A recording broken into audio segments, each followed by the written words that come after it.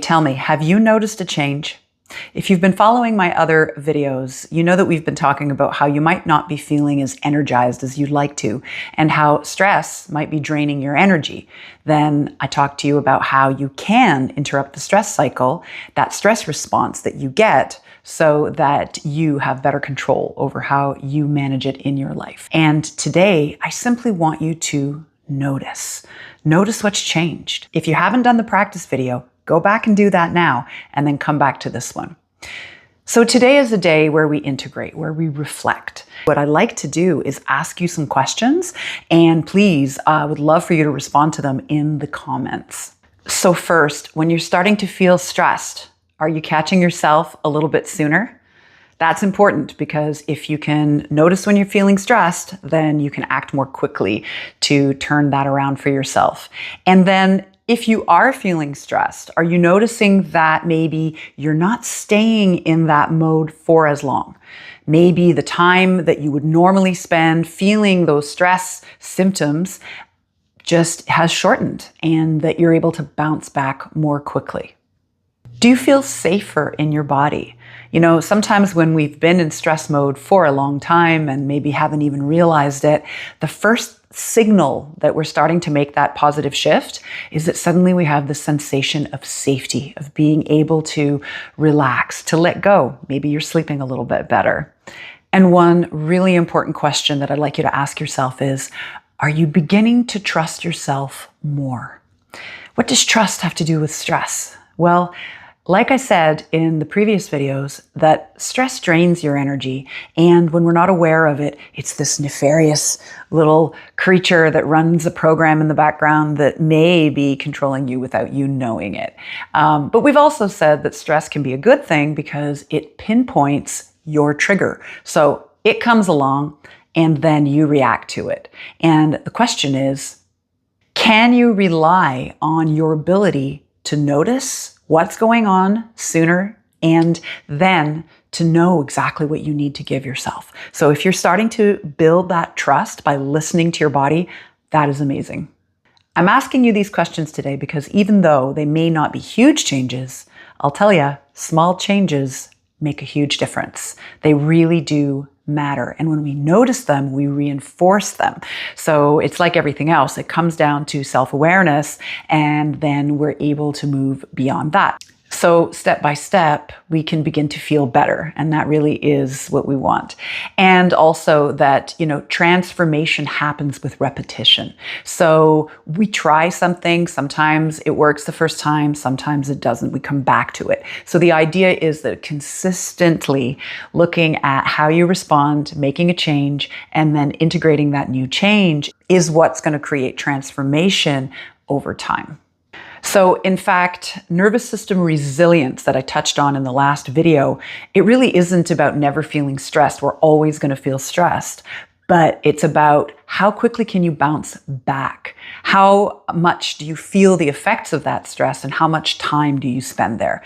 And to deepen the conversation around stress, I'd like you to reflect on this. What is your go-to stress response? What's your stress style? It is a thing, right? You've probably heard of fight or flight. What people sometimes haven't heard of is freeze and fawn, or freeze and appease is another way to say it.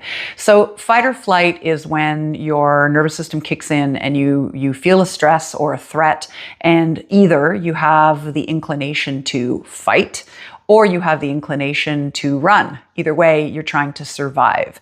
If you've ever heard the expression playing possum, right? Sometimes animals will freeze if they feel like they're in really ominous danger, like they might die, because they are just sort of shutting down in preparation for something really horrible to happen. And that is often a trauma response that we embody.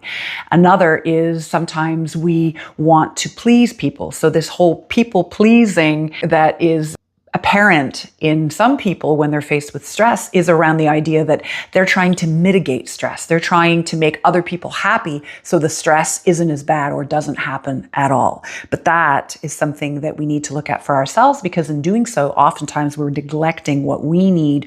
We're neglecting our own voice. So for today, I want you to consider, which is your main stress style. You may have more than one, but generally there's one that's dominant.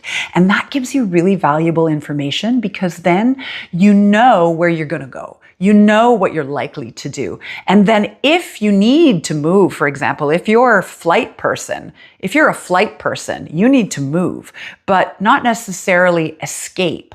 You might just need to move your body. You might need to go and do some vigorous exercise or clean your house or do something so that we're taking that energy that comes up with the stress, right? You feel the adrenaline rush kick in and you're putting it to good use. If you're a fight person, you might have that desire to say, hey, you know what? I'm going to tackle something that I've been putting off.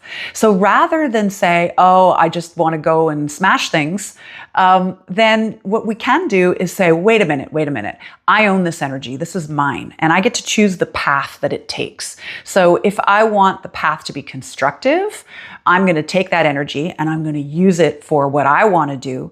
And I'm not going to choose a destructive path. So that's an option as well. And when it comes to the freeze, we have to be a little bit more gentle with ourselves, but knowing that we're heading into that space, well, the key here as well is movement.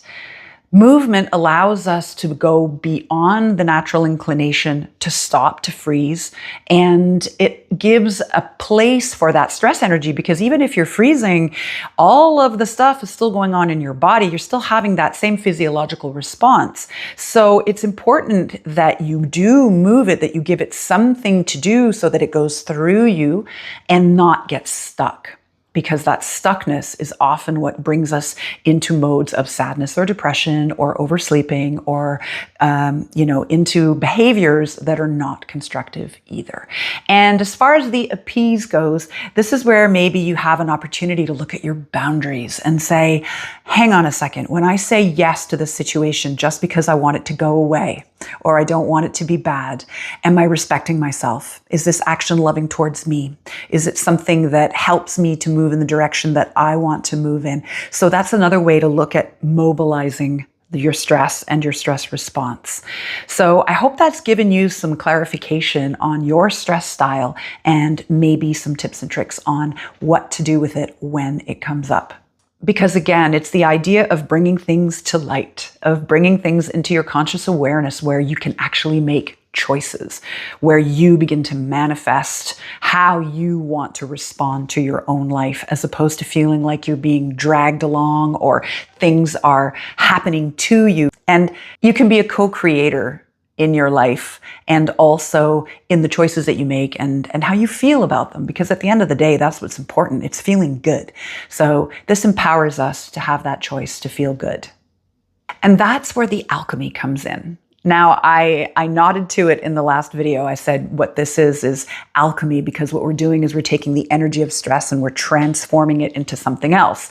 And that is true. That is absolutely what embodied alchemy is. It's saying, I have an energy that's bubbling up inside of me or that I'm feeling in some way. I'm conscious of it, and now I'm going to direct that energy. I'm going to use that energy as opposed to letting it use me. And again, we have to come back to the reasons why. None of your responses are ever bad. It's all wonderful because it's a survival instinct, and we so need a survival instinct. Otherwise, we wouldn't be here. And it's just a question of making sure that it's responding to something in an accurate way so that the response is actually beneficial for the situation and not an old response, an old reaction that we're just carrying forward because, again, it's not in the light of awareness. So when we bring things to light, then we can take that same energy and we can move it into the direction of our goals, pursuing our passions, and also maybe just take a moment to rest. You know, even though we have an option to create, to construct, to move, to do, and it is important in terms of your physiology to move through the stress cycle and in terms of your emotional and mental and physical wellness. But in keeping with that, sometimes what we really need is to rest. And I've talked about that as well in my last integration video, is that the pauses, the places in between the practices are really where the magic settles into our system, where we can truly begin to feel the change. It's an integration process, much like Shavasana in yoga. We do the thing, we make the effort, we change how we respond to certain postures, we grow awareness, and then we stop and we relax and we reset. So if this idea of moving your stress feels a little bit heavy right now, maybe the first thing you do is just take some time to relax, and that is perfectly fine. And from that foundation of relaxation and that foundation of feeling like you have some control over how you respond to life and what you choose, well, then we do alchemize the energy into, as I mentioned, the things that bring you joy, creativity, your passions, connections with others, your presence, just the way that you show up is all influenced by the way that you use your energy. So enjoy being an alchemist. So the real takeaway here is that you're developing your capacity to meet life differently. And that's happening because you're developing a relationship with yourself. So when you develop that ability to know yourself better and to know how you might respond and what you need, then you can meet your life in a different way, in a way that is more suited to your goals, to your dreams, and to your purpose. And that is where self-trust begins. And self-trust is the real magic.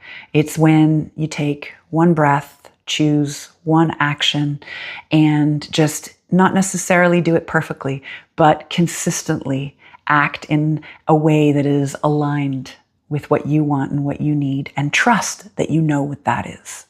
So I would really love to hear from you. As I mentioned, you could leave your comments below to let me know, what have you noticed? What's changed? What have you enjoyed? What would you like to see in upcoming videos? All of your feedback is really important to me. And please remember to subscribe to this channel and share the videos with people who you think may benefit from a little self-regulation and this mind-body wisdom. And if you would like to continue this, I've got a free download that I would love for you to do. It's called 5 Minutes Just for You, and it's exactly what it sounds like. It's a 5-minute practice. It's a free audio download that you can do anytime, and it brings you into a place of calm and of joy. So it's a way for you to choose yourself, and it's something that you can repeat several times a day if you would like to, or whenever you feel like you need to reclaim your light and your joy. So thank you so much for choosing yourself and choosing to be here with me today. Until next time, burn bright and hold on to your magic.